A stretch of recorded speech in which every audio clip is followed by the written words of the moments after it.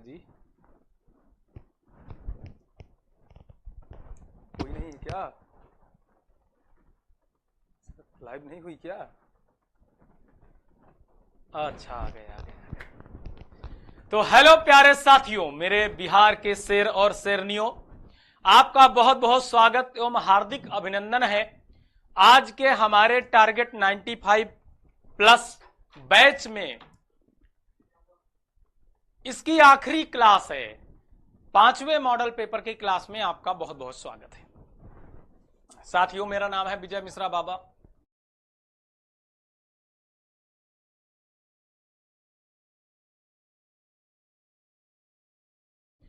और पिछले 2 वर्षों से निरंतर मैंने आपको रसायन विज्ञान पढ़ाने का कार्य किया है। आपसे बहुत ज्यादा जुड़ाव है, आपसे बहुत ज्यादा लगाव है, और आज ये आखिरी क्लास है तो मैं नहीं चाहता था कि इसको मैं रिकॉर्डेड फॉर्म में दूं। मुझे ऐसा लगा कि इसको लाइव लेना चाहिए। आशा करता हूं कि आप लोग बहुत अच्छे होंगे, एग्जाम की तैयारी भी आपकी बहुत अच्छी चल रही होगी, और इसके साथ ही साथ आप थोड़ा मेहनत में ज्यादा लिप्त होंगे। बहुत से ऐसे बच्चे हैं जो पढ़ाई तो नहीं किए थे,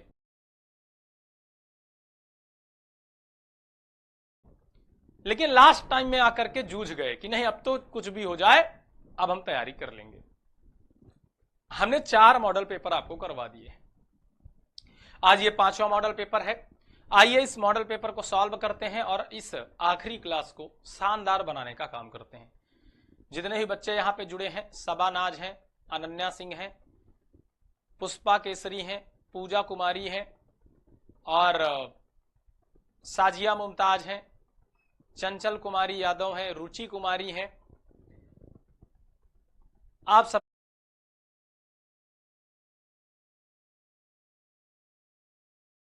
का बहुत बहुत स्वागत है। सचिन कुमार हैं, जया है, अंजलि पांडे हैं, ऋषि राज हैं, अंकित है, सृष्टि है, जया साहनी है, मनीष पटेल है, अंकित कुमार है, रोहित कुमार है, स्वीटी कुमारी है, मुकेश कुमार है, प्रियम कुमार है, मिथुन कुमार है। आप सबका बहुत बहुत स्वागत है बेटा। तो आइए आज हम इस आखिरी मॉडल पेपर को समाप्त करते हुए चलते हैं। सबसे पहले खंड आ की तरफ चलेंगे, जिसमें 1 से 70 प्रश्न दिए हुए हैं, जिनमें से हमें 35 प्रश्न करने हैं, और 35 प्रश्न में हमें 1 नंबर का एक प्रश्न होता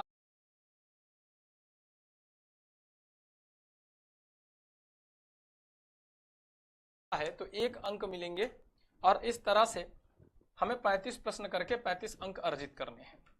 कुल 70 प्रश्न दिए गए हैं। पहला प्रश्न शुरू करते हैं। बीसीसी में खाली स्थान कितना होता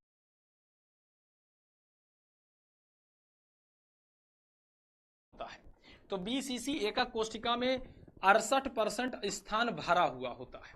68% इसका संकुलन क्षमता होता है। क्या होता है बेटा? संकुलन क्षमता। अगर 68% संकुलन क्षमता है तो खाली स्थान कितना होगा? 100 से घटा दो, तो बेटा 68% है, तो फिर कितना बचेगा? 32%। कितना बचेगा? 32%। तो सी नंबर इसका सही जवाब हो जाएगा। क्या हो जाएगा बेटा? सी नंबर इसका सही जवाब हो जाएगा। क्या सभी विद्यार्थियों को ये बात पता है?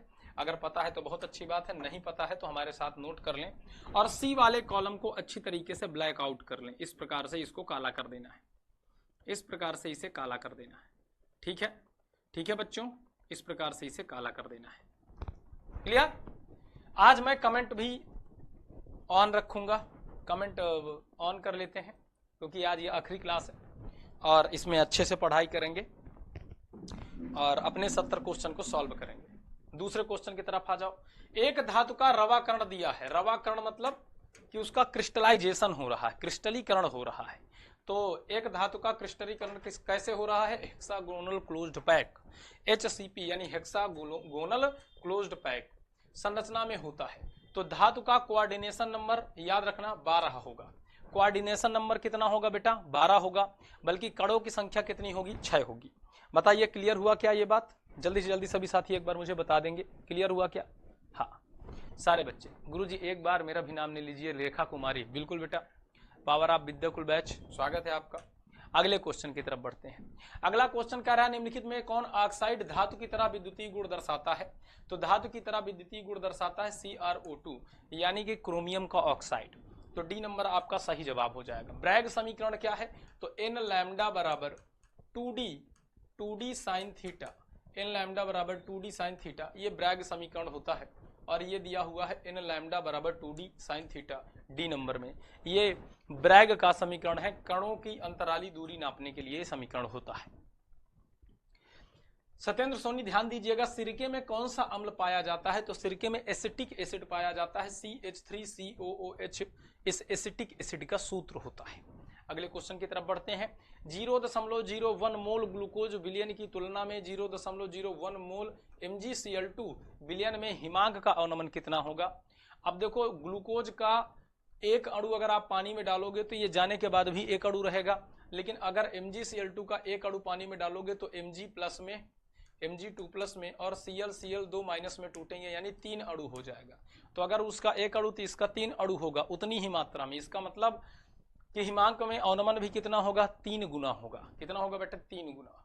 तो लगभग 3 गुना, लगभग 3 गुना होगा।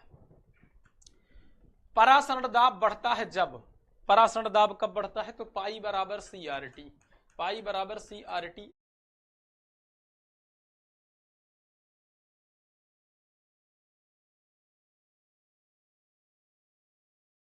और यहाँ पर टेम्परेचर है, तापमान है T। T क्या है आपका? तापमान। तापमान बढ़ता है तो परासरण दाब में भी फर्क पड़ता है और परासरण दाब का मान भी बढ़ता है। ताप बढ़ाने पर परासरणी दाब का मान बढ़ता है। जल्दी से जल्दी सब लोग क्लियर करते रहें, एक एक क्वेश्चन का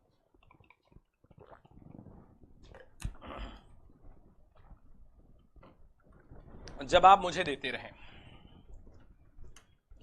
अगला क्वेश्चन, किसी घोल का परासरण दाब का संबंध दिया गया है पाई C/ST।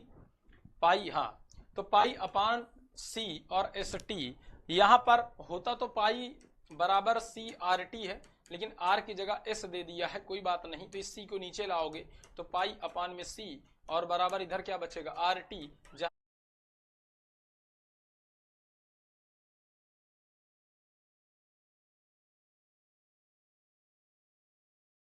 हमें R की जगह S दिया हुआ है तो ST हो जाएगा बस। बोलो क्लियर? हाइड्रोजन ऑक्सीजन सेल निम्नलिखित में से किस तरह का सेल है? तो ये ईंधन सेल होता है बेटा। कैसा होता है? ईंधन सेल होता है। अगला क्वेश्चन, निम्नलिखित में सबसे अच्छा विद्युत का सुचालक कौन है? तो अच्छा विद्युत का सुचालक ग्रेफाइट होगा।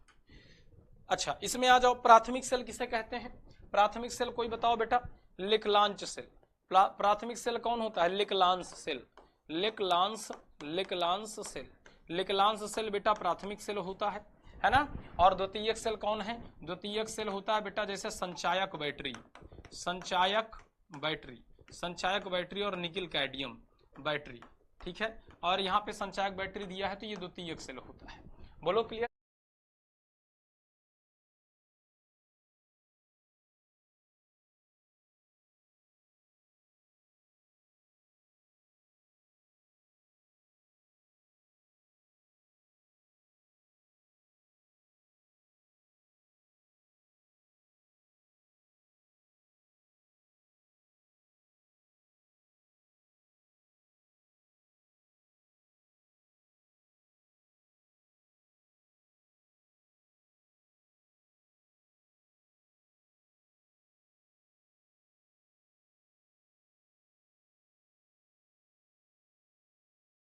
इतनी बात समझ गए?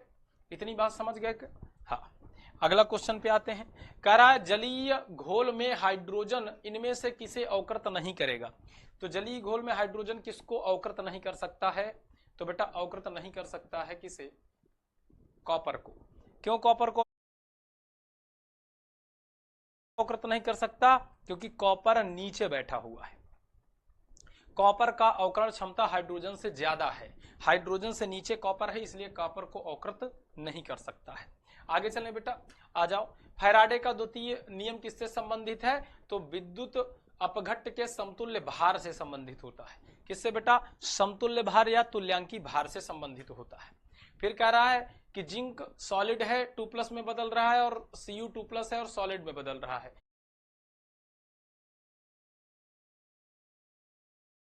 यह अपक्रिया कहां देखी जाती है? तो बेटा डेनियल सेल की अपक्रिया होती है, डेनियल सेल में देखी जाती है। मैं ये आशा करके चलता हूं कि आप लोगों का ये सारा क्वेश्चन अच्छे तरीके से तैयार होगा, किसी बच्चे को कोई दिक्कत नहीं हो रही होगी, आसानी से वो सॉल्व कर पा रहा होगा। एक अपक्रिया दिया हुआ है एथिल एसीटेट और इसके जल अपघटन की बात कर रहा है। कह रहा है ये अपक्रिया की कोटि क्या होगी? तो एथिल एसीटेट का जल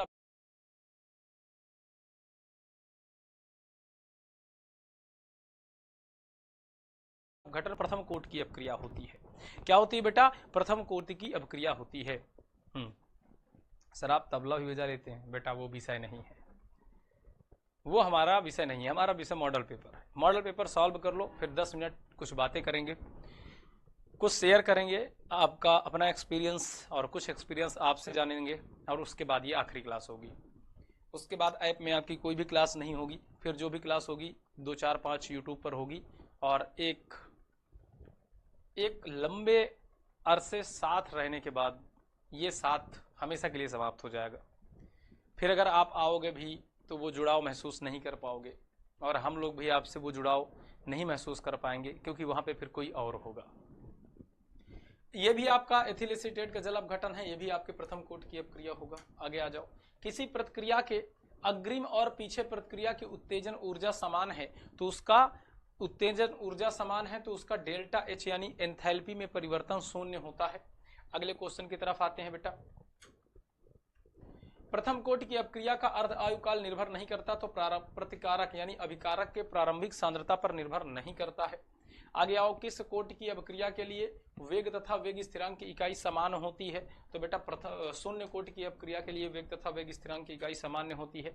रासायनिक अधिशोषण में कितनी परतें होती हैं? तो बेटा एक परत होती है, और भौतिक अधिशोषण में एक से अधिक परतें होती हैं। P2O5 एक अच्छा क्या है? अधिशोषक अवशोषक। तो बेटा ये अच्छा अवशोषक होता है। बोलो यहां तक क्लियर हुआ क्या? सारे बच्चे एक बार मुझे बता दे, 20 क्वेश्चन क्लियर हो गए क्या? नहीं, अवशोषक नहीं बेटा, अधिशोषक होता है, माफ करना, अधिशोषक।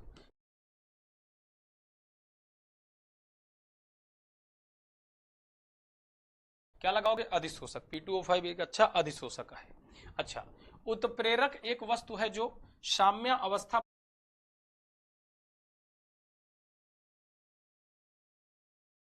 प्राप्त करने के समय को कम कर देता है। सी नंबर इसका सही जवाब होगा। ठोस सतह पर गैस के अधिशोषण के लिए log x/m log p के बीच का जो ग्राफ है, वो ग्राफ का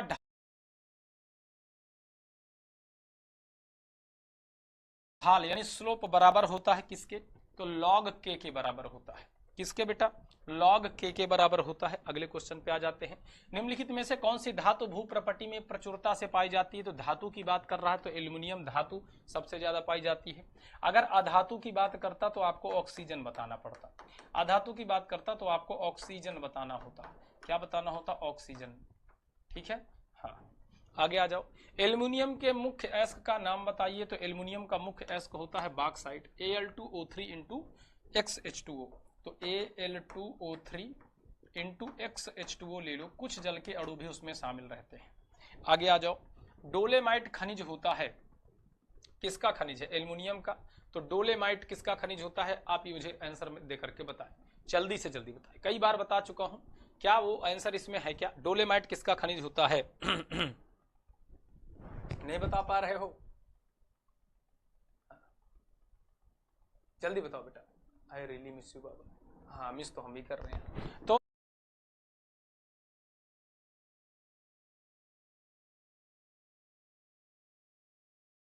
Mg मैग्नीज और सॉरी मैग्नीशियम का होता है। नीला थोथा का रासायनिक सूत्र क्या है? जल्दी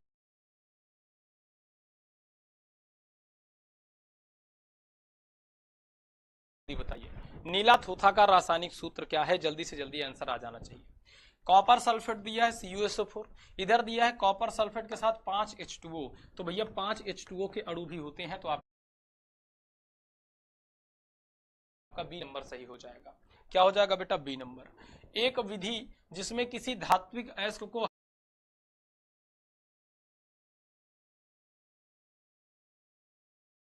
हवा की अधिकता में उसके गलनांक के नीचे गर्म किया जाता है? जल्दी बताइए, हवा की अधिकता में गलनांक के नीचे गर्म किया जाएगा तो क्या होगा? ये निस्तापन होगा कि भर्जन होगा? भर्जन होता है बेटा, रोस्टिंग, रोस्टिंग होता है ना, रोस्टिंग होता है भर्जन। भर्जन में हवा की उपस्थिति में गलनांक के नीचे गर्म करते हैं।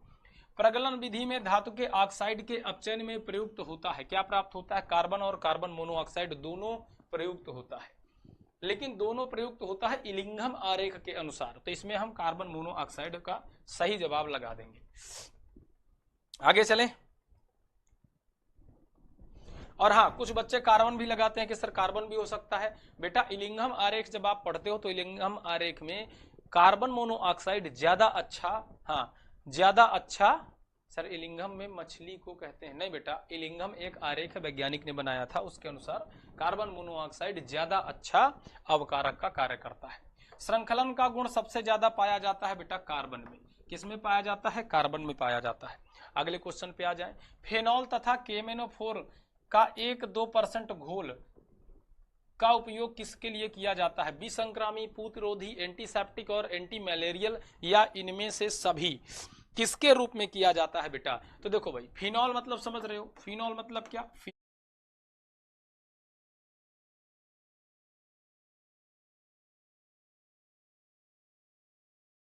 फिनॉल, फिनॉल मतलब आपका बेंजीन वाला एल्कोहल, बेंजीन वाला एल्कोहल।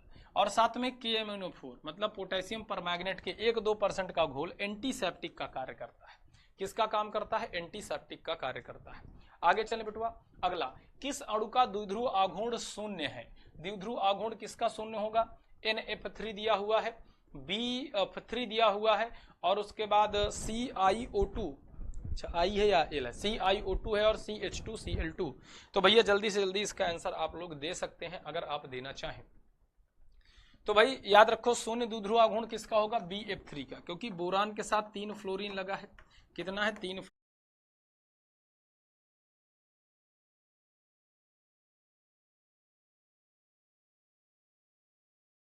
फ्लोरीन मान लेते हैं लगा हुआ है। और ये तीनों फ्लोरीन कैसा है? इसके पास भी माइनस है, इसके पास भी माइनस है, इसके पास भी माइनस है। ये कोई भी माइनस, माइनस मतलब इसके पास माइनस चार्ज है, लेकिन समस्या ये है कि इसके प्लस चार्ज कहीं भी नहीं है।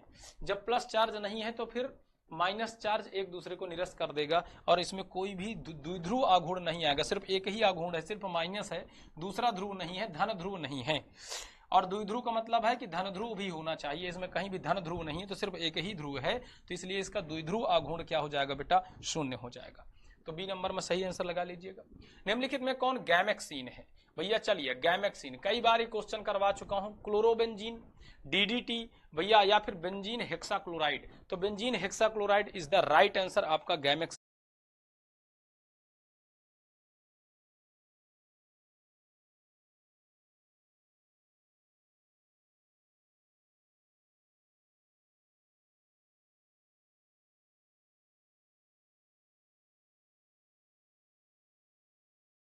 हो जाएगा। आगे चले। निम्नलिखित में कौन ब्रांड स्पेक्ट्रम एंटीबायोटिक नहीं है? तो भैया पेनिसिलिन आपका ब्रांड स्पेक्ट्रम एंटीबायोटिक नहीं है। 33 नंबर का सी लगा लीजिए। और आगे चलते हैं। जीनान F4 की आकृति, जीनान के साथ क्या है? 4 फ्लोरीन है। तो जीनान के साथ जब 4 फ्लोरीन जोड़ोगे तो ऐसे जोड़ोगे, और इस संरचना को अगर आप ध्यान से देखें तो ये संरचना कैसी बन रही है? वर्गीय समतल। तो वर्गीय समतल होगा। वर्गीय समतल कहीं दिया हुआ है? बी नंबर में दिया है सर वर्गीय समतल, तो वर्गीय समतल लगा लेंगे। सफेद फास्फोरस अणु में इनमें से क्या सही नहीं है?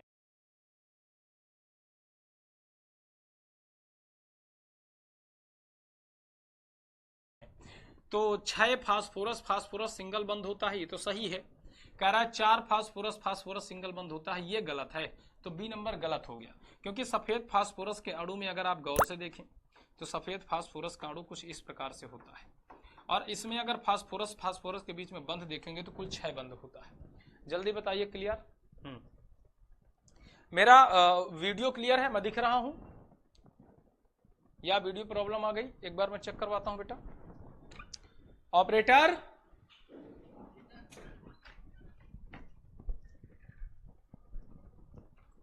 देखो कुछ वीडियो प्रॉब्लम आ गई है, कुछ दिख नहीं रहा।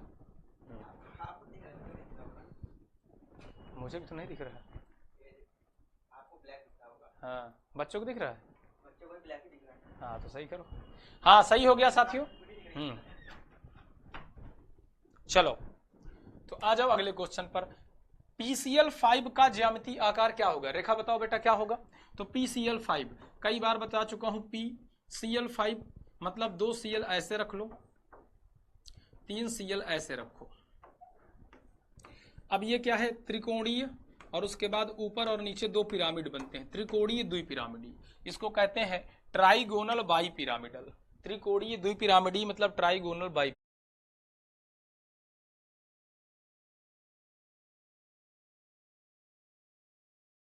पिरामिडल। निम्नलिखित में किसका बंधन कोण सबसे अधिक होगा? तो NH3 अमोनिया का बंधन कोण सबसे अधिक होगा। अमोनिया का बंधन कोण बेटा सबसे अधिक होता है। अब आगे आ जाओ, ओलियम H2SO4 के साथ कौन अवयव उपस्थित होता है? तो ओलियम का जो सूत्र है वो होता है H2S2O7, और यहां पर हमारे पास दिया है H2SO4। तो H2SO4 में अगर हम SO3 मिला दें, सल्फर ट्राईऑक्साइड, तो इससे क्या होगा? इससे देखो H2 2 हाइड्रोजन है तो H2 ही रहेगा, S कितने हो जाएंगे? 2, तो H2S2 हो गया, 4 3 7 O7, ये बन गया ओलियम। तो SO3 मिलाना है। SO3 कहां दिया है? B नंबर पे दिया हुआ है। अगले क्वेश्चन पे आओ। अनुचुंबकत्व प्रदर्शित करने वाला पदार्थ कौन सा है? अनुचुंबकत्व कौन सा पदार्थ प्रदर्शित करेगा? ऑक्सीजन। क्यों? क्योंकि इसके पास अयुग्मित इलेक्ट्रॉन होते हैं, क्योंकि इसके पास अयुग्मित इलेक्ट्रॉन होते हैं। क्लोरोक्वीन क्या है?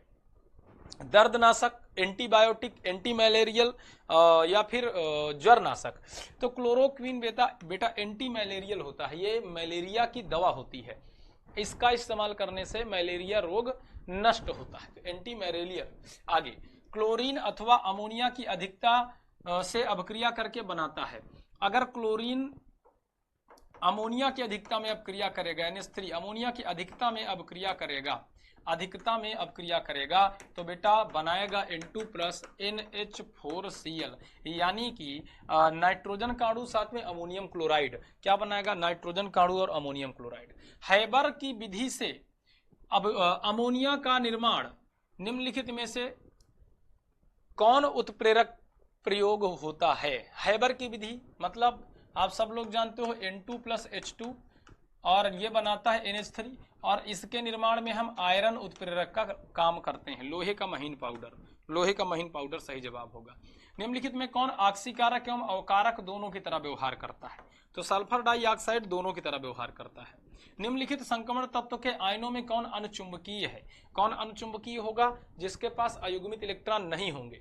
और अगर आप देखो तो Au+, Au क्या है? सोना। सोना क्या होता है? सोना हम बता चुके हैं पहले से ही, ये आपका कौन कौन था? जिंक, Hg और कैडमियम, जिंक कैडमियम पारा। ये पहली बात तो चाहे 1+ में हो चाहे 2+ में हो, चाहे जिंक आपका 2+ में हो, दोनों तरह से ये क्या होगा? चाहे ये सारे के सारे 2+ आयन में हो चाहे 1+ आयन में हो, ये सदैव अनुचुंबकीय होंगे। और Au+ में अनुचुंबकीय होता है। Au+ में बेटा क्या होगा? अनुचुंबकीय होगा। आगे चलें क्या? अच्छा एक सेकंड रुकना, अगर यहां पर जिंक दिया हुआ है तो फिर Au हमें क्यों लगाना? अगर यहां पर जिंक 2+ दिया है तो ये अनुचुंबकीय है। हाँ यहां पर पूछ रहा अनुचुंबकीय है। अनुचुंबकीय कौन होता है? जिस पर अयुग्मित इलेक्ट्रॉन है, अयुग्मित इलेक्ट्रॉन है। एक मिनट रुकना बेटा, थोड़ा सा कंफ्यूजन हो गया है। हाँ थोड़ा सा कंफ्यूजन, फिर से लेके चलते हैं। कंफ्यूजन दूर करो, पहले अपने दिमाग का सारा जो भी मैंने अभी बताया निकाल दो, नहीं बहुत कंफ्यूजन हो जाएगा। साधारण तरीके से समझो। कह रहा है निम्नलिखित संक्रमण तत्वों के आयनों में कौन अनुचुंबकीय है? बेटा अनुचुंबकीय कौन होता है? अनुचुंबकीय वह होता है जिसके पास अयुग्मित इलेक्ट्रॉन होते हैं, जिसके पास अयुग्मित इलेक्ट्रॉन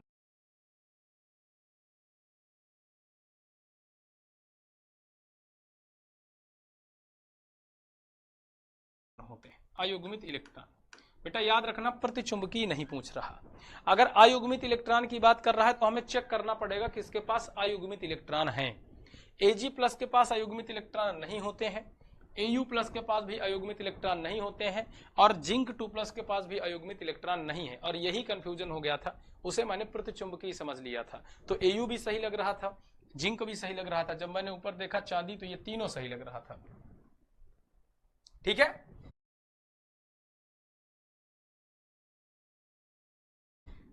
अब ध्यान से सुनो। तो मैंने क्या बताया कि निम्नलिखित तत्वों के आयनों में कौन अनुचुंबकीय, अनुचुंबकीय वह होगा जिसमें अयुग्मित इलेक्ट्रॉन होगा। अब चलो कॉपर को चेक करते हैं। कॉपर क्या है, 2+ में है, 2+ में है तो 29 परमाणु क्रमांक होता है। तो कॉपर का इलेक्ट्रॉनिक विन्यास होता है 4s1 और 3d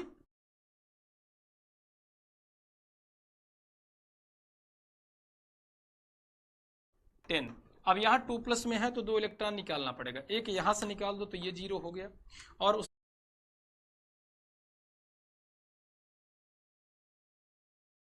उसके बाद एक यहां से निकाल दो तो ये 9 हो गया।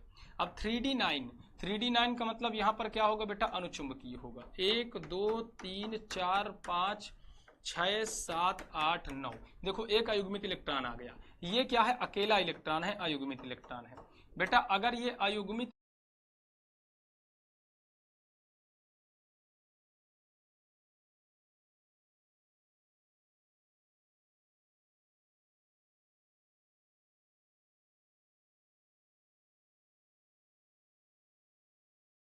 इलेक्ट्रॉन है तो इसका मतलब ये अनुचुंबकीय होगा। तो सही आंसर आपका बी हो जाएगा, है ना। कंफ्यूजन कहां हो रही थी, हमने उसे अनुचुंबकीय मतलब उसको मन में प्रतिचुंबकीय समझ लिया था, इसलिए ये भी सही लग रहा था, ये भी सही लग रहा था, ये भी सही लग रहा था। अनुचुंबकीय मतलब होता है जिसमें अयुग्मित इलेक्ट्रॉन उपस्थित हो। ठीक है, समझ गए। ओके, अगला क्वेश्चन, निम्नलिखित में से किसका उपयोग एंटासिड के रूप में करते हैं। एंटासिड मतलब क्या है, एंटासिड मतलब प्रतिअम्ल। प्रतिअम्ल, प्रतिअम्ल क्या होता है, प्रतिअम्ल का मतलब होता है हमारे शरीर में पेट में अम्लता कभी कभी बढ़ जाती है, तो पेट की अम्लता को दूर करने के लिए हम प्रतिअम्ल का इस्तेमाल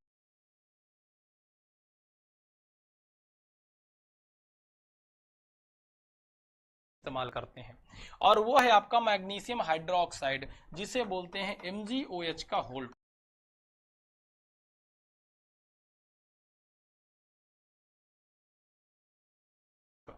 ये आपका क्या है, MgOH का होल ट्वाइस। ये एक ऐसा रसायन होता है जिसका इस्तेमाल करके हम अपने शरीर को अम्लता को दूर कर सकते हैं, पेट को क्षारीय बना सकते हैं। इसको हम टेबलेट या टिकिया के रूप में भी इस्तेमाल कर सकते हैं। इसमें Cr का उपसा संयोजन संख्या पूछ रहा है और एक यौगिक दिया हुआ है। आइए देखिए, उपसा संयोजन संख्या का संबंध लीगेंड से होता है। यहां पर बताइए लीगेंड OX है, OX मतलब ऑक्सोलेटो।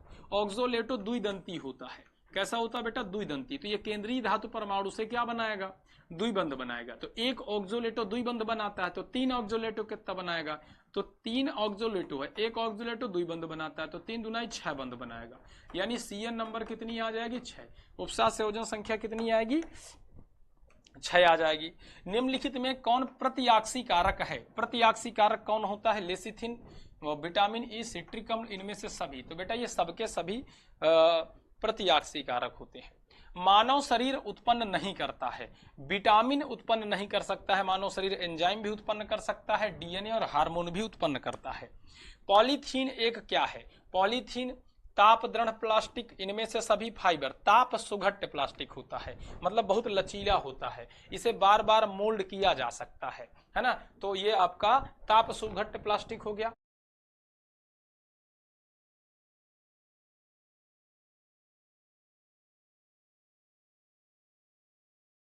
निम्नलिखित में कौन योगशील बहुलक है, तो उच्च घनत्व वाले पॉलीथीन योगशील बहुलक है। उच्च घनत्व वाले पॉलीथीन क्या होते हैं, योगशील बहुलक होते हैं। आप अब आपके दिमाग से थोड़ा सा डर दूर करता हूं। बाबू बताओ, ये 50 क्वेश्चन तक ऑर्गेनिक के बहुत कम क्वेश्चन तुमको देखने को मिले। ये 50 क्वेश्चन तक ऑर्गेनिक के बहुत कम क्वेश्चन देखने के मिले। इनमें सबसे ज्यादा क्वेश्चन किसके मिले, अध्याय 1 से 9 तक के मिले। 2-4 क्वेश्चन जैव अणु से आपको देखने के लिए और एक क्वेश्चन बहुलक से मिला। मतलब कहने का यह है कि 50 नंबर तो ऑर्गेनिक से दूर ही है। तो जो आपके अंदर डर ऑर्गेनिक का बसा हुआ है, मुझे पता है कि ऑर्गेनिक के एल्कोहल फिनॉल ईथर मतलब चैप्टर 10, चैप्टर 11, चैप्टर 12 और चैप्टर 13, मतलब ये 4 चैप्टर से आप बहुत डरते हो। इनमें आपका रिवीजन हुआ भी है तो कंफ्यूजन है, क्योंकि ऑर्गेनिक केमिस्ट्री में किसी भी बच्चे के पास चले जाओ, जो बच्चा शुरू से ऑर्गेनिक को लेकर सीरियस नहीं था उसके अंदर ऑर्गेनिक का डर होगा, सबके पास डर होगा। लेकिन ये डर दूर कैसे करना है, ये 3-4 चैप्टर है। उसके बाद फिर आता है जैव अणु। जैव अणु आता है, मुझे पता है जैव अणु के क्वेश्चन आपको तैयार होंगे। बहुलक आता है, मुझे पता है बहुलक के क्वेश्चन तैयार होंगे। उसके बाद फिर एक आपका आता है दैनिक जीवन में रसायन। दैनिक जीवन में रसायन, मुझे पता है इसके भी आपके क्वेश्चन तैयार होंगे। मात्र ये 4 चैप्टर हैं जिनमें आपको डर लगता है कि नहीं। तो 50 नंबर तक में आपने देखा कि सिर्फ 9 अध्याय तक से आ रहा है 50 नंबर के क्वेश्चन तक। मान लेते हैं कि इस 50 के आगे कम से कम अभी 5 क्वेश्चन तो इन तीनों चैप्टर से आ ही जाएगा कि नहीं आ जाएगा। 5 क्वेश्चन तो आगे और चल के आएगा। तो टोटल कितना हो गया 55 क्वेश्चन। बचा कितना बेटा 15 क्वेश्चन। मतलब इन 1 2 3 4 चैप्टर से 15 क्वेश्चन बनते हैं। 4 चैप्टर से 15 क्वेश्चन बनते हैं। बाकी कितने हो गए 55 प्रश्न ऐसे हो गए जो आपको रटे हुए हैं। ध्यान से सुनना, आपका मैं एग्जाम के लिए बता रहा हूं, जब एग्जाम हॉल में बैठोगे तो 55 क्वेश्चन तो आपको रटे हुए मिलेंगे, लेकिन मिलेंगे मात्र ये 15 क्वेश्चन ऐसे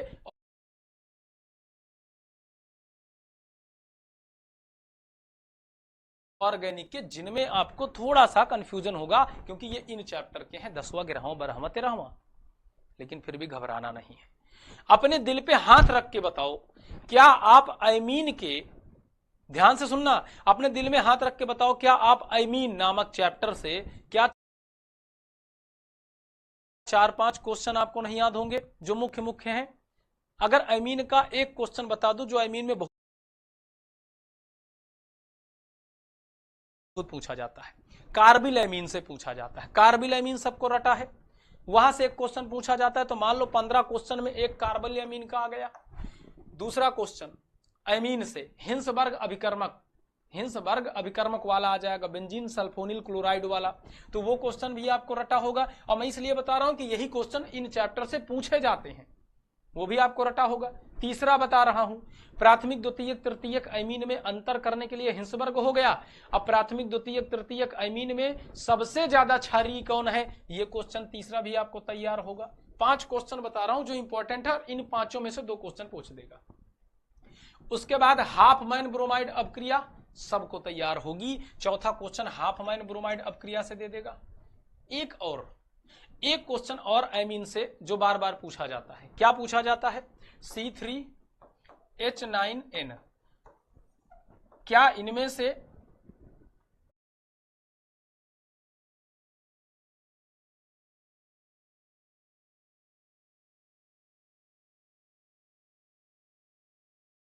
प्राथमिक द्वितीय तृतीयक अमीन बनाया जा सकता है? हाँ सर, ये भी हमें रटा हुआ है, मतलब ये भी आपको आता है।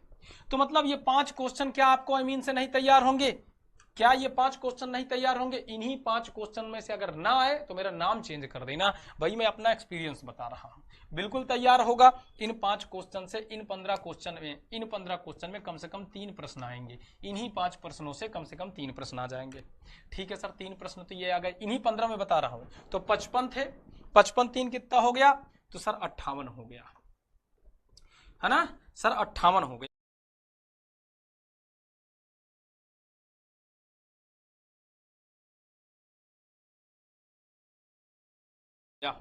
चलो और आगे चले और बताएं। चलो अब ये 13 नंबर चैप्टर खत्म। अब 12 में आ जाओ। 12 मतलब एल्डिहाइड कीटोन और कार्बोक्सिलिक अम्ल। क्या एल्डिहाइड कीटोन में से आपको एल्डोल संघनन नहीं आता? आता है सर, एल्डोल संघनन से एक क्वेश्चन पूछा जाता है। एल्डोल संघनन से, हाँ सर आता है। तो एक क्वेश्चन एल्डोल संघनन का ले लो जो कि बहुत इंपॉर्टेंट है। कैनिजारो अभिक्रिया निम्नलिखित में से देता है, कौन देता है? जिनमें अल्फा हाइड्रोजन नहीं होता, 100% रटा होगा? हाँ सर रटा है, दूसरा क्वेश्चन वहां से पूछ देगा। तीसरा आ जाओ, अमोनिकल सिल्वर नाइट्रेट, टॉलन अभिकर्मक किसे कहते हैं? Ammoniacal silver nitrate. क्या आता है कि नहीं आता? हाँ सर आता है। तो तीसरा question ammoniacal silver nitrate Tollens अभिकर्मक से आ जाएगा। निम्नलिखित में से टॉलन अभिकर्मक जांच देता है कौन? जिनमें अल्फा हाइड्रोजन उपस्थित होता है। जिनमें अल्फा हाइड्रोजन उपस्थित होता है भैया, ये चौथा क्वेश्चन ले लो जो वहीं से पूछा जाएगा। निम्नलिखित में से एल्डोल संघनन अपक्रिया देता है जिनमें अल्फा हाइड्रोजन उपस्थित होता है। बेटा ये पांचवा क्वेश्चन वहीं से आ गया। और एक दो रिएक्शन और ले लो, एक दो रिएक्शन और ले लो। अब बताओ इन पांच में से मैं मान के चलता हूं कि तीन क्वेश्चन या दो क्वेश्चन, चलो मान लो दो क्वेश्चन भी इनमें से अगर पूछ दिया, इनमें से पांच में से पूछेगा, मैं 100% बता रहा हूं, तो 58 2 60 हो गया। बचा कितना? मैं दो लेके चल रहा हूं, बचा कितना? दो क्वेश्चन बचा कितना बेटा? दो क्वेश्चन बचा। चलिए ठीक है, दो क्वेश्चन बच गया सर, अब क्या करें? घबराना मत, दो क्वेश्चन बचा, दो क्वेश्चन इससे मिला।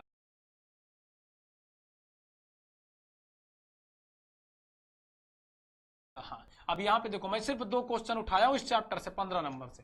ठीक है सर, दो उठा लीजिए। अब आगे चलते हैं, ये खत्म, 12 नंबर का भी खेल खत्म। अब आ जाओ 11, एल्कोहल फिनॉल ईथर।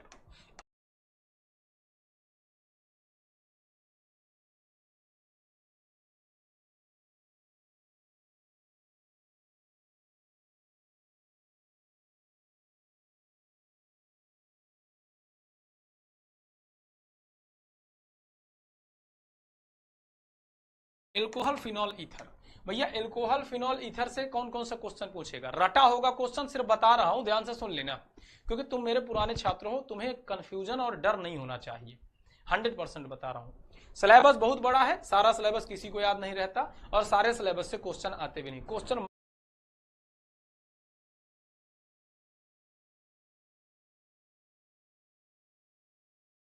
मात्र 70 आएंगे, और हमें उन 70 क्वेश्चन को पकड़ना है एग्जाम को क्रैक करने के लिए। एल्कोहल फिनॉल ईथर से 1 डिग्री 2 डिग्री 3 डिग्री एल्कोहल में जांच करने के लिए कौन सी विधि का इस्तेमाल किया जाता है? ऑक्सीकारक विधि, ल्यूकास प्रतिकारक विधि, याद है? और उसमें सभी वाला आंसर आता है, विक्टर मेयर विधि। ये तीनों विधि का इस्तेमाल होता है? हाँ सर, तीनों विधि का होता है। तो पहला क्वेश्चन ये आ गया, 1 डिग्री 2 डिग्री 3 डिग्री एल्कोहल में विभेद, ये आ जाएगा। हाँ सर ये आ जाएगा। दूसरा क्वेश्चन उठाते हैं। दूसरा क्वेश्चन आएगा, सेकेंडरी एल्कोहल का ऑक्सीकरण कराने पर क्या होता है? एल्कोहल के ऑक्सीकरण से आएगा। सेकेंडरी एल्कोहल का ऑक्सीकरण कराओगे तो कार्बोक्सिलिक अम्ल बन जाएगा। क्या बन जाएगा बेटा? कार्बोक्सिलिक अम्ल बन जाएगा। तो यहां से ले लो, सेकेंडरी एल्कोहल और प्राइमरी एल्कोहल, प्राथमिक और द्वितीयक एल्कोहल का ऑक्सीकरण से क्वेश्चन बन जाएगा। सारे क्वेश्चन करवा चुका हूं, तीसरा क्वेश्चन ले लो। चौथे क्वेश्चन की तरफ चलते हैं। निम्नलिखित में जल में कौन विलेय है? सीधा सीधा एल्कोहल विलेय होगा। क्यों एल्कोहल होगा? क्योंकि एल्कोहल जल के साथ हाइड्रोजन बंध बनाता है। चौथा क्वेश्चन रख लो, चौथा क्वेश्चन रख लो। एल्कोहल के निर्माण की विधि, कोई एक क्वेश्चन पूछ देगा एल्कोहल के निर्माण की विधि। एल्कोहल का निर्माण कैसे करोगे? एल्कोहल का निर्माण के लिए क्या करते हैं? कोई एक हेलो एल्केन उठाओ,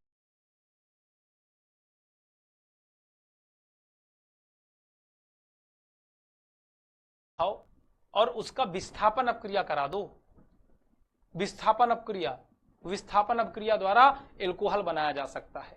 हाइड्रोजन हटाओ, OH समूह जोड़ दो। ये चौथा क्वेश्चन आ गया। पांच क्वेश्चन सबसे बता रहा हूं जो एग्जाम में आएंगे, इधर उधर की बात नहीं करता। आगे आ जाओ।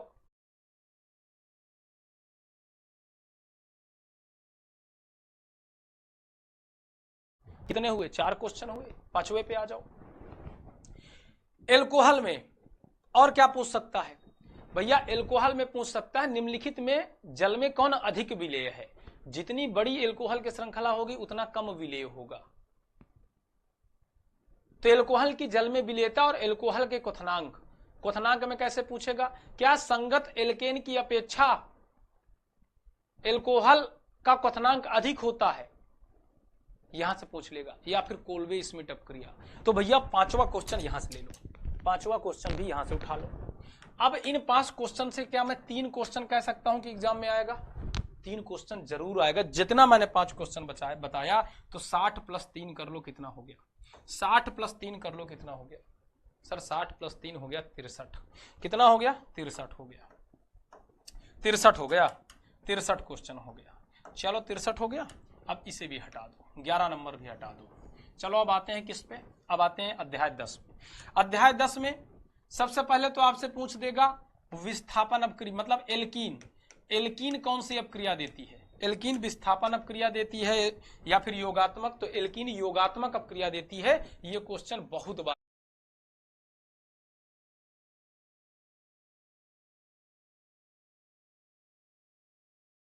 पूछा गया है। पहला हो गया।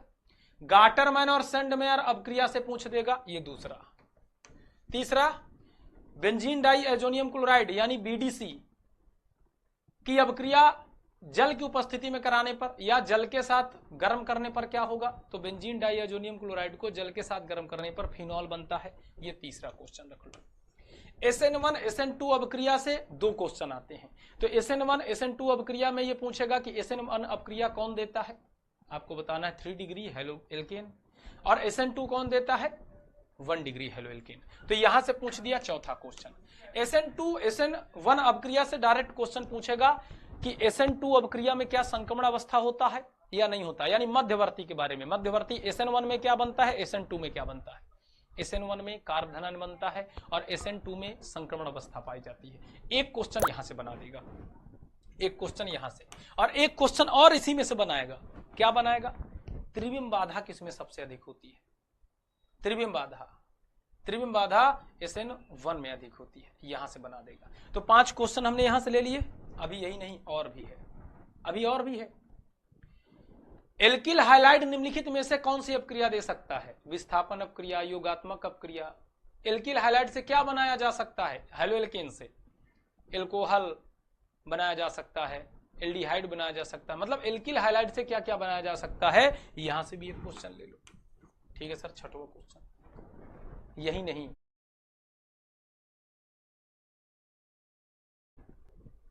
और भी पूछ सकता है। क्या? कैनिजारोप, वो वुड्स अपक्रिया, कि क्या होता है जब हम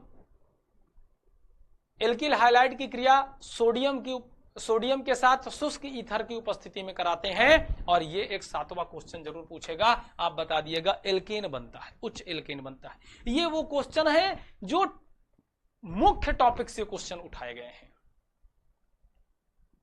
ये वो क्वेश्चन है जो मुख्य टॉपिक से क्वेश्चन उठाए गए हैं। इन 7 क्वेश्चन में 4 क्वेश्चन आपसे मैं कह रहा हूं एग्जाम में 100% पूछेगा।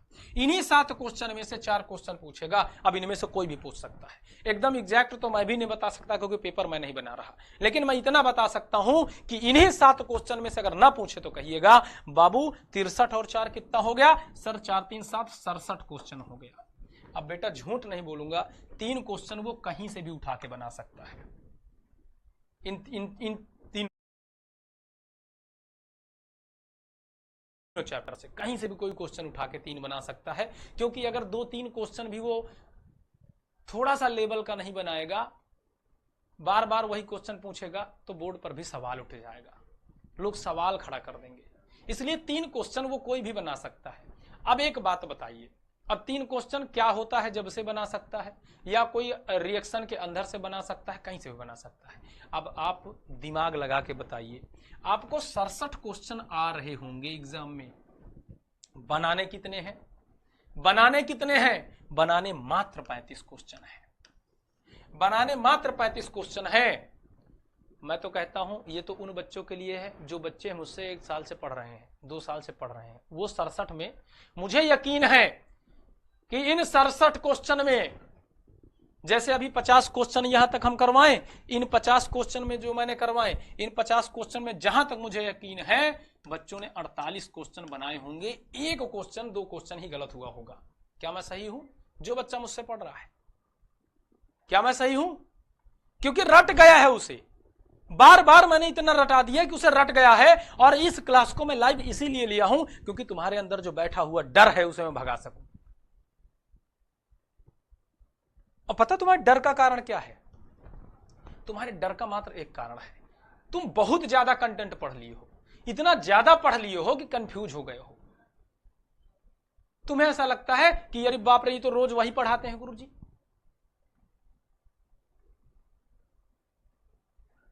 ये तो नया क्वेश्चन है, कहीं यहीं से ना आ जाए।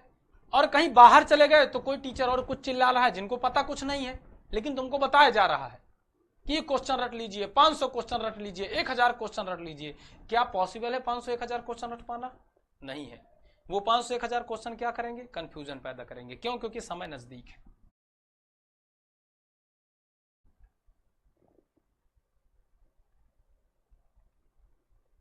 समय नजदीक है, इसलिए हमें अपने ऊपर विश्वास रखना है कि हमारे जो सर ने पढ़ाया है वो ऐसे ही तो पढ़ाया नहीं होगा, कुछ ना कुछ तो सोच के पढ़ाया होगा।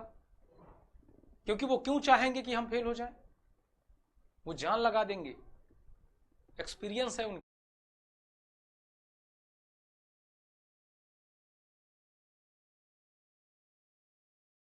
पास। तो जहां तक मुझे मानना है कि इन 50 क्वेश्चन में बच्चों ने 48 क्वेश्चन बना लिए होंगे, और जहां तक मेरा मानना है कि वही बच्चे इन 48 के बाद 63 तक भी पहुंच जाएंगे, 67 तक भी पहुंच जाएंगे, जो मुझसे 2 साल में पढ़े हैं। मुझे तो कहना है कि सिर्फ 35 बनाने हैं, लेकिन 67 क्वेश्चन तक उसे आ रहे होंगे एग्जाम में। अब आते हैं तीसरी बात, लेकिन जितने मैंने बताए हैं उतने तैयार करने हैं। तीसरी बात पे आते हैं। तीसरी बात क्या है? मान लो बहुत से ऐसे बच्चे होंगे, मेरे बच्चे सिर्फ वही नहीं है जो मुझसे 2 साल पढ़े हैं, जो मेरे बच्चे वो भी हैं जो अभी टारगेट 95+ बैच में आए हैं। वो बड़ी उम्मीद के साथ आए हैं, वो साल भर नहीं पढ़े हैं। वो बड़ी उम्मीद के साथ आए हैं कि सर हम बड़ी उम्मीद के साथ आए हैं, प्लीज हमारे लिए कुछ ऐसे क्वेश्चन बताइए। तो बाबू तुम्हारे लिए भी बता रहा हूं, जितना मैंने पढ़ाया इन 5 मॉडल पेपर में, तुम्हारे लिए बता रहा हूं, तुम 40 क्वेश्चन आराम से तुम्हें आ रहे होंगे। अब ये तुमको चुनना है। साल भर नहीं पढ़े हो, मात्र सिर्फ 5 मॉडल पेपर की हो और मेरी यूट्यूब की कुछ क्लासेस कर लेना, 40 क्वेश्चन तुम्हें आ रहे होंगे। तुम्हें बनाना कितना है? 35। झूठ नहीं बोलूंगा कि तुम्हें 70 आएंगे, नहीं आएंगे 70। क्यों नहीं आएंगे 70? 70 इसलिए नहीं आएंगे कि 20 क्वेश्चन में तुम कंफ्यूजन में रहोगे। रसायन विज्ञान है तो कंफ्यूजन वाले हटा दो, जो तुम्हें आ भी रहे होंगे लेकिन ए होगा सही, बी होगा सही, इसमें उलझ जाओगे। 10 क्वेश्चन तुम्हें ऐसे लगेंगे कि अरे बाप रे तो आउट ऑफ सिलेबस है, क्योंकि तुमने पढ़ा ही नहीं है कुछ, तुम सिर्फ लास्ट टाइम आए हो। लेकिन 40 क्वेश्चन तुम्हें ऐसे आ रहे होंगे जिनको तुम बार बार पढ़ रहे हो। तुम्हें बनाने सिर्फ 30 हैं, 10 क्वेश्चन एक्स्ट्रा है। तो मैं दोनों को साथ में लेके चल रहा हूं। अब बताओ, तुम्हारा टेंशन दूर हुआ? मात्र तुम्हारी दिक्कत इन्हीं 10, 11, 12 और 13 चैप्टर में थी, इनकी भी टेंशन मैंने दूर कर दी। अब ये जितनी बातें मैंने आपको बताई हैं, ये बातें आपको अभी तब तक 100% यकीन में नहीं बदलेंगी जब तक आप एग्जाम में नहीं बैठोगे। लेकिन जिस दिन एग्जाम में बैठोगे ना, उस दिन क्वेश्चन देखने के बाद एक बार पेपर को चूमोगे और ध्यान करोगे,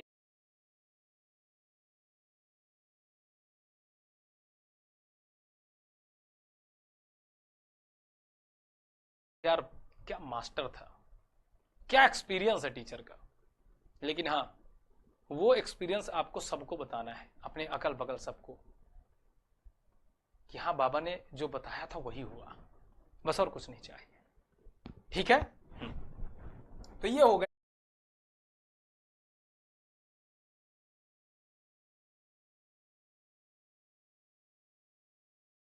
हमारा सारा एनालिसिस जो पेपर बनता है, जो बिहार बोर्ड बनाता है। तो घबराना नहीं है बिल्कुल भी।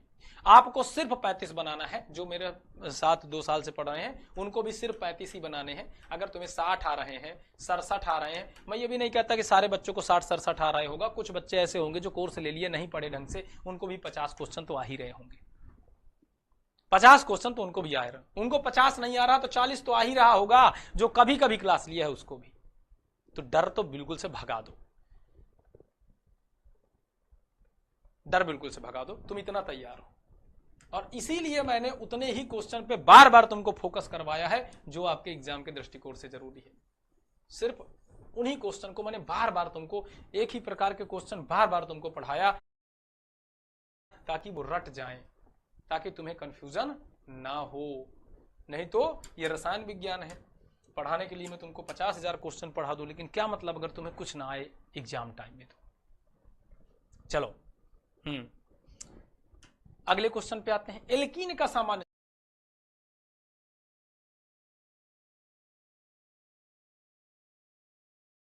सूत्र, हाँ इस अब देखो वो जो 6 क्वेश्चन में 67 बताया था, वो 3 क्वेश्चन जो बता रहा था ना बदलेगा, अब वो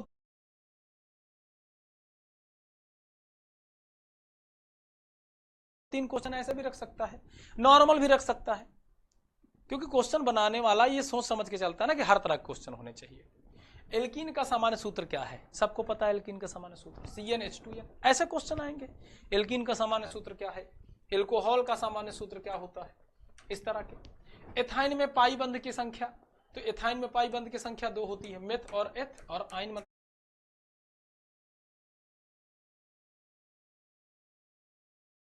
3 बंध। भाई ऐसे क्वेश्चन, 1 सिग्मा 2 पाई है बात।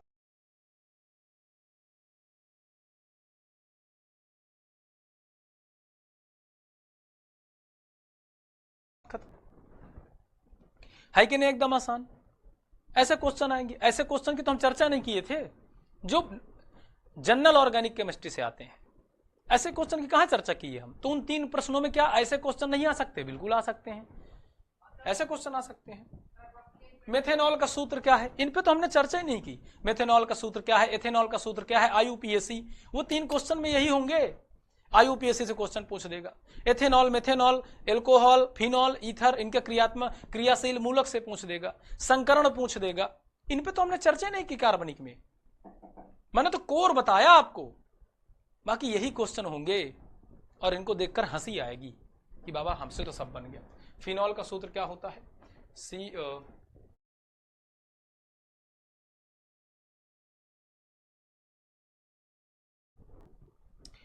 CH2H5OH, सॉरी मिथेनॉल है, मिथेनॉल माफ करना, मिथेनॉल, मेथ और all, methanol CH3OH। Clear.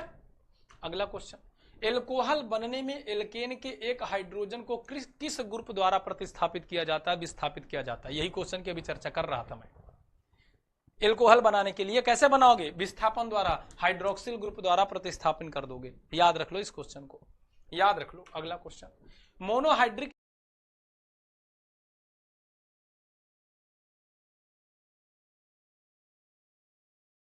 Alcohol का सामान्य सूत्र क्या है। मोनोहाइड्रिक एल्कोहल का CnH2n+1 और साथ में OH। मोनोहाइड्रिक एल्कोहल मतलब एक एल्कोहल का अणु, है कि नहीं, बताओ। ऐसे क्वेश्चन की तो हमने चर्चा ही नहीं की। निम्नलिखित में कौन सा यौगिक जल में विलेय है, बता रहा था ना बेटा, एल्कोहल जल में विलेय होगा, हाइड्रोजन बंध बनाता है, यहां से क्वेश्चन पूछेगा। ये देखो क्वेश्चन आ गया। नहीं रटा है क्वेश्चन, नहीं रटा है, सब रटा है, लेकिन अपने आप को पहचानना नहीं है। अपने भाई साहब तुम अपने आप से घबराए हुए हो, अपने आप से अपने दिमाग में ऐसा बनाए हुए हो, डर रहे हो। बाकी हकीकत तो ये है कि तुम्हारी क्षमताओं से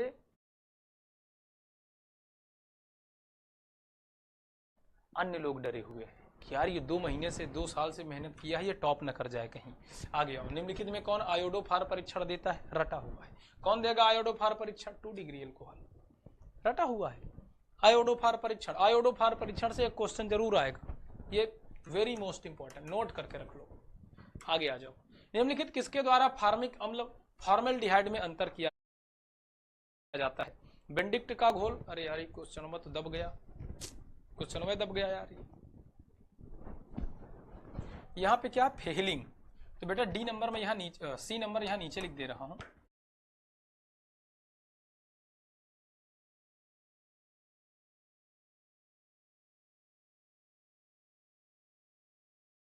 फेहलिंग, फेहलिंग, ठीक है। तो निम्नलिखित में किसके द्वारा फार्मिक अम्ल एवं फॉर्मेल्डिहाइड में अंतर किया जाता है, तो बेटा टॉलन के अभिकर्मक द्वारा हम करते हैं फॉर्मेल्डिहाइड में अंतर। आगे आ जाओ। पायरोलिग्नियस अम्ल में होता है, ये क्वेश्चन भी वेरी मोस्ट इंपॉर्टेंट में डालो, बहुत बार पूछा जाता है, 10% एस्टिक अम्ल। HCOOH एक क्या है, तो HCOOH, इसमें एक OH समूह है, तो एकल भास्मिक है। भास्मिकता से तो हमने चर्चा ही नहीं की थी, भास्मिकता से क्वेश्चन पूछा जाता है। है कि नहीं? ये भी क्वेश्चन सारे बार बार पूछे गए क्वेश्चन है। आईयूपीएससी नाम की हमने चर्चा ही नहीं की, ऑर्गेनिक में आईयूपीएससी नाम आता है भैया, आईयूपीएससी नाम से 2 क्वेश्चन जरूर आएगा। जैसे कि यही एक क्वेश्चन है, कह रहे इसका नाम क्या होगा, तो इसका नाम होगा CH3COCH3। भैया प्रोपेनोन, प्रोपेनोन नहीं दिया क्या? दिया तो है पहले वाले, प्रोपेन क्योंकि कीटोन है, CH3 C डबल बॉन्ड से O और CH3। क्या ये क्वेश्चन नहीं रटा है तुम्हें? ये सारे क्वेश्चन बार बार पूछे जाने वाले क्वेश्चन है। कैनिजारो प्रतिक्रिया नहीं दिखलाता, कौन नहीं दिखलाता? बेंजल्डिहाइड। कौन नहीं दिखलाता? बेंजल्डिहाइड। सारे क्वेश्चन रटे हुए, बेंजल्डिहाइड, फॉर्मल्डिहाइड, एस्टल्डिहाइड। यार परफ्यूरल दिया हुआ है तो यहां पे लगाना परफ्यूरल, परफ्यूलर, परफ्यूरल, डी नंबर लगाना बेटा, परफ्यूलर। अगला, कौन सा यौगिक गर्म करने पर विघटित नहीं होता? Sodium carbonate. फॉर्मल्डिहाइड को NaOH के साथ गर्म करने पर क्या प्राप्त होता है? फॉर्मल्डिहाइड को NaOH के साथ, यानी HCOH, फॉर्मल्डिहाइड। एक और फॉर्मल्डिहाइड ले लो, यही तो है कैनिजारो अपक्रिया, और NaOH के साथ गर्म कर दो तो क्या प्राप्त होगा? एक तो प्राप्त होगा कार्बोक्सिलिक अम्ल का लवण और दूसरा प्राप्त होगा एल्कोहल। अब यहाँ पे कौन कौन दिया है? फार्मिक अम्ल का लवण नहीं, फार्मिक अम्ल, acetone, ethyl format, methyl alcohol, तो बेटा मेथिल एल्कोहल प्राप्त होगा। यही तो है कैनिजारो अपक्रिया।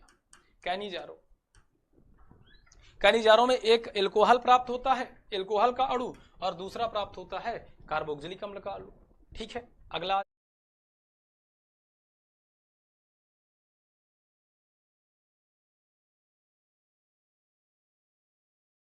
जाओ।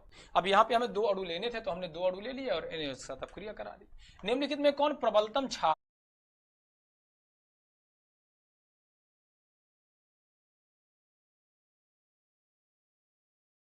है, जिस क्वेश्चन की मैं बार बार चर्चा कर रहा था। प्रबलतम क्षार कौन होता है? तो भैया NH, यानी 2 डिग्री, 2 डिग्री आई मीन आपका प्रबलतम क्षार है। ग्लूकोज एक क्या है?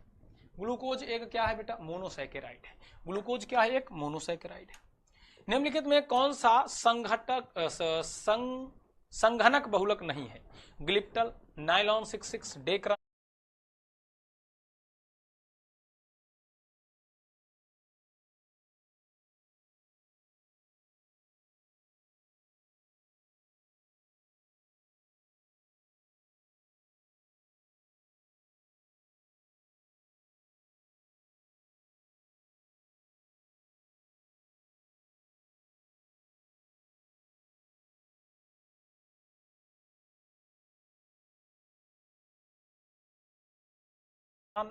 और साथ में PTEE।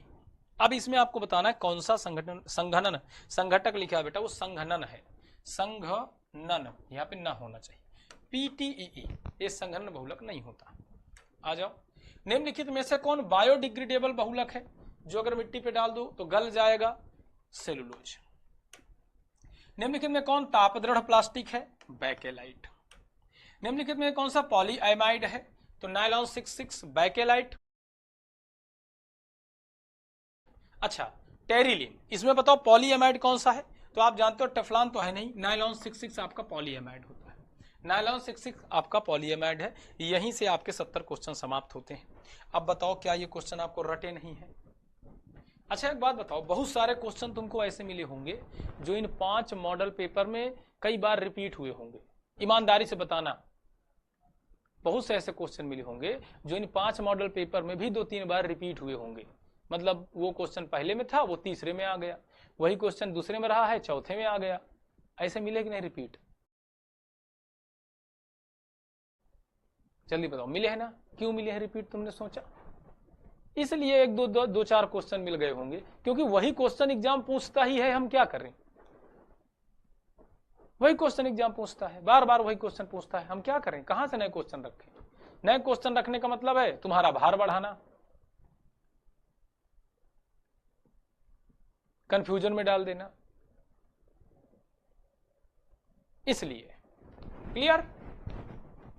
तो अब तुम्हारे अंदर का डर दूर हुआ कि नहीं हुआ? जल्दी बताओ, बोलो जल्दी। अब डर दूर हुआ कि नहीं हुआ? ऑब्जेक्टिव का डर खत्म हुआ?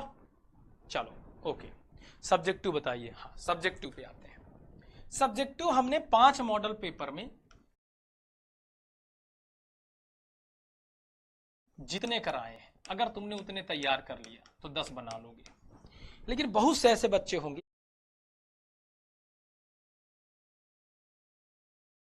ये 5 मॉडल पेपर पढ़ चुके हैं, लेकिन इन 5 मॉडल पेपर में उनके पास 100 क्वेश्चन हो गए। अब कि सर इन 5 मॉडल पेपर में जो लघु उत्तरीय है, देखो पूरा विश्लेषण कर देता हूं क्योंकि यह जानकारी बहुत जरूरी है। इन 5 मॉडल पेपर में आपको लगेगा कि सर जो लघु उत्तरीय क्वेश्चन है वो एक मॉडल पेपर में 20 होते हैं, और टोटल 5 मॉडल पेपर में कितने हो गए? 20 पंचे 100 क्वेश्चन हो गए। सर बहुत ज्यादा है सर, शॉर्ट टाइप पे जो लघु उत्तरीय है बहुत ज्यादा है सर, तो कैसे करें सर? बहुत ज्यादा है 100 क्वेश्चन याद कर पाना। भाई एक बात बताना, ये 100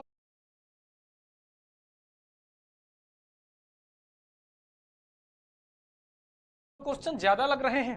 अब थोड़ा पीछे आ जाओ। इन 100 क्वेश्चन में 50 क्वेश्चन तो तुम्हें रटे होंगे। रटे हैं कि नहीं रटे? झूठ मत बोलो। 50 क्वेश्चन से ज्यादा तुमको रटे होंगे क्योंकि वो बार बार आ रहे हैं और 2 साल से बार बार उनको सॉल्व कर रहे हो। 50 रटे हैं? जल्दी बताओ, रटे हैं कि नहीं रटे हैं?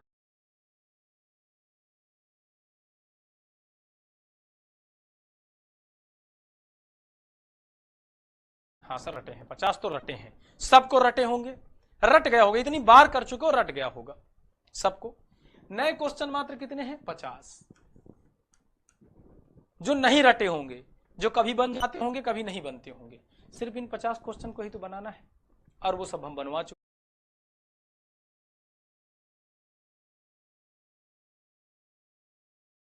हैं। चलो मान लेते हैं कि हमें सर नहीं रटे हैं, क्योंकि बहुत से ऐसे बच्चे होंगे जो इंटेलिजेंट नहीं होते, मतलब नहीं अच्छे से पढ़ पाते, बहुत से प्रॉब्लम में फंस जाते हैं। ए Satyendra Soni out of my class. अच्छा बेटा तू जा बाहर, बकवास मत करना, नहीं तो यहीं दौड़ा के खींच के मारूंगा। आखिरी क्लास है, शांति से पढ़ ले, ठीक है? अब मैंने क्या बताया बेटा? अब उस पर आ जाओ कि मान लो सर 100 क्वेश्चन है, इनमें भी हमें दिक्कत होती है।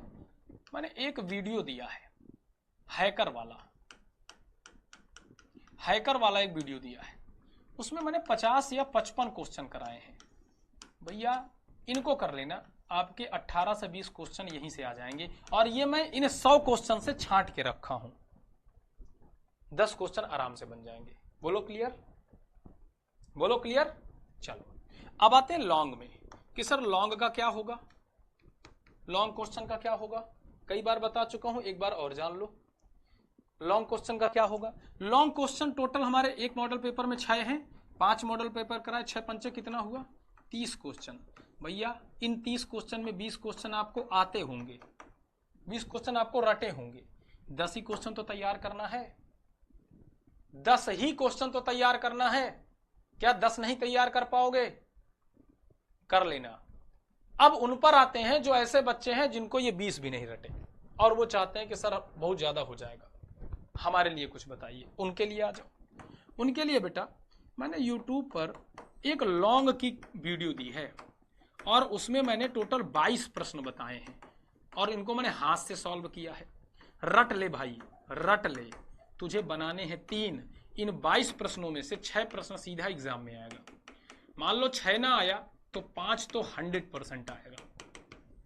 तुझे 3 बनाने हैं, सिर्फ 3 बनाने हैं। समझ गए? खत्म, पेपर बन गया, सारी टेंशन दूर। बस यही मैं चाहता था कि ऐन वक्त पे आकर के बहुत से बच्चे मेरे पास बार बार मैसेज कर रहे हैं कि बाबा बहुत डर लग रहा है, बाबा एग्जाम में क्या होगा, टेंशन है बाबा। अभी सुबह सुबह एक बच्चा लगा के फोन रो रहा कि सर बताइए सर कंसंट्रेट नहीं हो पा रहा, क्या पढ़ें क्या छोड़े। तो बाबू आपके मन में जो डर है उसको अब एकदम से निकाल के बाहर फेंक दो। अब टाइम है चैन की सांस लेने का और माइंड को एकदम फ्रेश करके पढ़ाई करने का। टेंशन लेके बैठोगे कुछ भी याद नहीं होगा, सब दिमाग से निकल जाएगा, सिर्फ कंफ्यूजन रह जाएगी। और मैं नहीं चाहता कि मेरा कोई भी बच्चा कंफ्यूजन में रहे, किसी बच्चे को कोई अधिकार नहीं कंफ्यूजन में रहने का। और ये आखिरी क्लास है। अगर यहां से भी अगर मैं तुम्हारा कंफ्यूजन न दूर कर पाया तो मेरे शिक्षक होने पर धब्बा है, समझ लो। फिर मेरे शिक्षक होने का क्या मतलब है बताओ? अगर मैं 2 साल पढ़ाने के बाद अपने आखिरी क्लास तक तुम लोगों की समस्या न दूर कर पाऊं, तुम लोगों की टेंशन न दूर कर पाऊं, तो मेरा शिक्षक कहलाने का मतलब है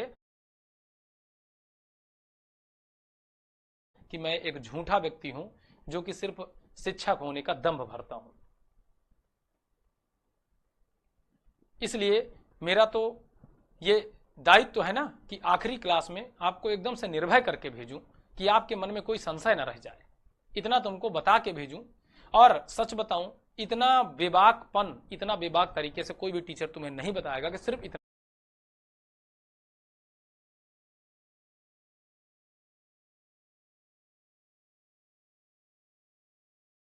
पढ़ लो हो जाएगा। और मुझे पता है तुम एग्जाम को फोड़ के आओगे और मेरा नाम रोशन करके आओगे, नहीं तो तुम्हारे स्टूडेंट होने पर धब्बा है।